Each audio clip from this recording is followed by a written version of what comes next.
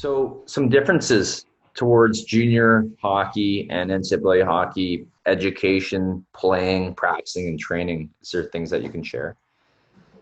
I always talk to guys and my buddies in junior A, and I say, I think I took it a little bit for granted sometimes. It's like it's some of the best years of your life. You're essentially like a pro athlete without getting paid. You get to play hockey, you hang out with the guys. It's a really nice life. It's relaxed. It's ultimately what every kid dreams of growing up. And then the biggest thing for me was coming to college, and then you got education on your hands. You got 5 classes to take per semester.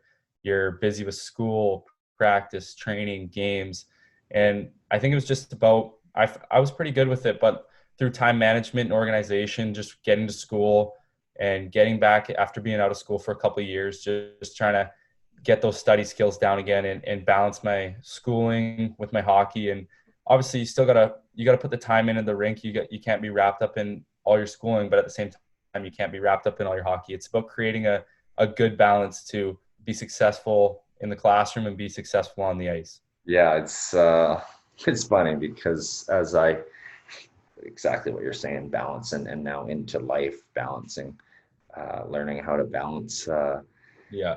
with this business and company, but also as I look back into your shoes, first, second year of college, NCAA, you hear that from the coaches and from these alumni. They're talking about balance, and now Yeah. that I've finished 4 years of college, it's just so many different things going on. There's tons of events going on at school, business events, meeting business owners.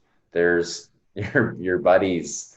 Uh, Exactly. there's the girlfriends of that want to, whether whatever, like hang out at, go to the mall, that type of stuff. Like all that stuff takes time. Uh, Yeah. Maybe it's even going to a Buffalo Sabres game in Buffalo there, and that takes time too. Or the socializing of parties and Yeah. studying, especially for tests and doing your homework. Um, all that is time. It's just you have to find ways to balance it, and those that are mature enough and that actually get it Yeah. do much better, especially at the start. And it's funny of how I look back my first year. It's such a, as much as I did really well with hockey and points wise. Um, Not that I was a mess, but there was definitely some areas that I really need to mature in. Yeah. School didn't come easy to me, and it definitely wasn't as important as it should have been. And that's just all finding ways to prioritize and balance. So it's a great area that you're talking about. So based on when you were in the BC, how many years did you not go to school? Like after you graduated, how many years did you sit out? My first year in the BC, I attended high school, Alberni District Secondary School. I was a grade 12. I was one of 3 school age kids on the team. And then my second year, my final year, my 18-year-old year, I was out of school, but I still attended. I took one course at the college through North Island College, right beside the rink, and they do really well in Alberni with that. They encourage a lot of their guys out of high school to keep up with education, get college courses that can transfer. Especially, I had my scholarship going into my second year, and I took a psychology course that could transfer into my college now for credits, and that was awesome. That portion of things. Yeah, it's really important. I personally, so after I graduated, I was in Surrey, was starting up at Kwantlen College there in Vancouver, and then I got traded, so I didn't do anything when I was in Powell River for schooling. But highly recommend taking, 1, 2 classes. Definitely have to check the NCAA rules on how much you can take, but Yeah. there's always areas that you can be getting ahead. Don't just waste time of sitting around or Yeah. sleeping in until 11 or 12. There's always things that Exactly. Like I say, you have so much time on your hands in junior hockey, and you're doing this, you're doing that, but you still want to be productive with it. You still want to, whether it's doing extra at the rink, whether it's put more time in your hockey, but also trying to further your education, trying to explore different college routes that you may want to endure or go through, and different opportunities that await. Like if you get a scholarship, like in the case I was lucky enough to get one, I kind of did some research and work with our academic advisor there and figured out what courses I could take, what courses transferred, and it helped me drastically. And just maintaining those study skills, maintaining that school aspect while playing hockey at the same time was really helpful for me. Obviously, only one course as opposed to now I'm got a full course load, but still just having that mindset of having school and hockey balanced really helped me make the transition to college. I think also too, these days, there's just so much more out there. Players can do self-development stuff, whether it's leadership, working on their habits, I guess, study habits, even daily life habits. Some kids can learn lots of different things. We all can learn lots of things, but at the younger ages, some maybe are playing a little too much. Maybe some are playing hockey too much, and not doing enough of the character type of things that you can work on.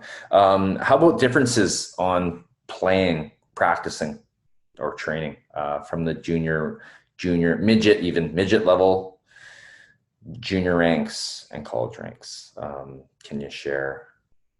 Yeah, I think I already touched on a little bit with going from junior to college, but another thing that I really noticed was like the speed, the work ethic of guys, and guys. Whereas in junior, you might see a couple guys out early, a couple guys staying late working on things.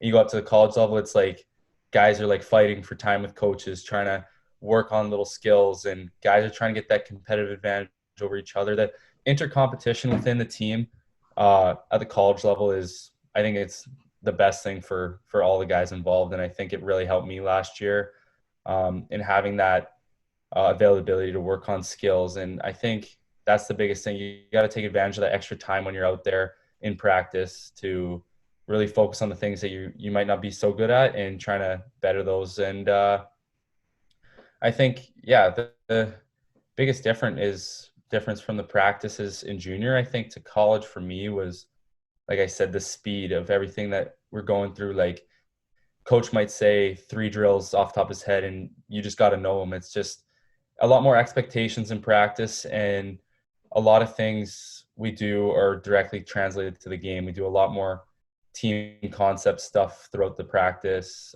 We have our week structured the same, where we do a little bit more skill development earlier in the week, a little bit more battling and stuff. And as the week progresses, we start to slow things down towards the weekend. I noticed I was kind of always wondering, why is college like only 35 late games or 30, like such a short season? But then after I played 2 college games in a weekend, you're like, your body's exhausted. Like come Monday, like you're still sore even with an off day on Sunday usually. So that was one thing I really noted. From junior to minor hockey, I would say a lot of the similar aspects. Minor hockey is a little more informal at times, a little bit unstructured. I think going to junior, there's just a lot more. It's more of a business. Like there's coaches in positions, they want to win. They still want to develop their players and have a good reputation and get players moving to the next level. So there's still their availability to work with you, skills. And yeah, so I think that'd be the biggest thing. It's just speed of drills and availability of coaching staff, and guys just wanted to get better, do the little things. I think as you go up in levels, I think the competition, I think we've talked about how going from college to pro and junior to college, like the competition gets tighter and tighter and tighter as you go up the ranks. And I think just doing any of those little things to try and better yourself to get that competition over that guy you might be fighting for a pro contract against is big. Well, there's way less spots on Yeah. rosters and leagues, even though there's tons of different teams and leagues and all that. And Yeah. yeah, everyone's just fighting for that next shot. There's so much more business to each league and each level as you go up, for sure. Yeah. I know, and it's hard for players at the younger ages to even see that or understand that, because at the end of the day, you want them to have fun, especially in the minor hockey. But as you get older, it gets more serious. Not that it's not fun, but it gets more serious on that stuff, and may take the fun away from some people. But that's why on the career of hockey or the journey of hockey, it kind of weeds out the players that don't love it, the players that won't work for it, that aren't committed. And that's just, I guess, life essentially, right? Lots of competition. It's a competition driven industry.